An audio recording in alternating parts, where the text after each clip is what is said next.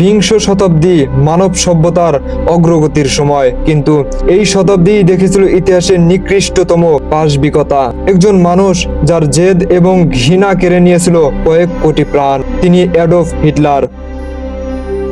আজ আমরা ইতিহাসের সেই অন্ধকার অধ্যায়ে প্রবেশ করব, যেখানে মানুষের প্রাণের কোনো মূল্য ছিল না। 1919 সালে ভার্সাই চুক্তি জার্মানিকে অপমানের জর্জরিত হয়েছিল।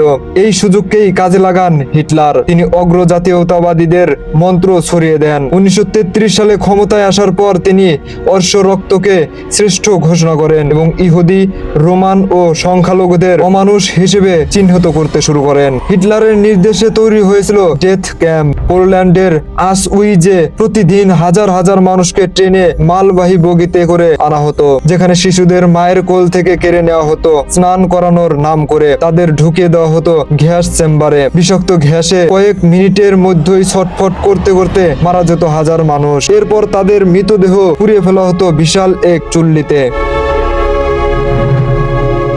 মানুষের উপর যে কতটা নিষ্ঠুর পরীক্ষা চালানো যায় তা দেখিয়েছিলেন নথিস চিকিৎসক জোসেফ মেঙ্গলে। অ্যানেস্থেসিয়া ছাড়াই যমজ শিশুদের অঙ্গচ্ছেদ করা, তাদের চোখের মনির রং পরিবর্তনের জন্য রাসায়নিক ইনজেকশন দেওয়া ছিল তার নিত্যদিনের খেলা। এই অমানবিক পরীক্ষাগুলো বিজ্ঞান নয়, ছিল উন্মাদনা।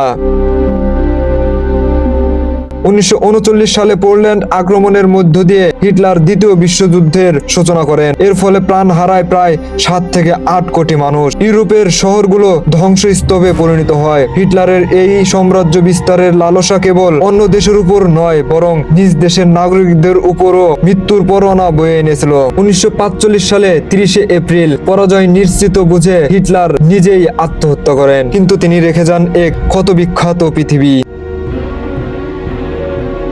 হলোকস্টের মাধ্যমে তিনি প্রমাণ করেছিলেন যে ঘৃণা রাজনৈতিক সভ্যতাকে কতটা নিচে নামাতে পারেন। ইতিহাসে আমাদের এই বিভৎসতাকে মনে করিয়ে দেয়, যাতে আমরা আবারও এমন ভুল না করি। মনে রাখবেন, অন্ধ ঘৃণা নয়, ভালোবাসাই বিশ্বকে রক্ষা করতে পারে।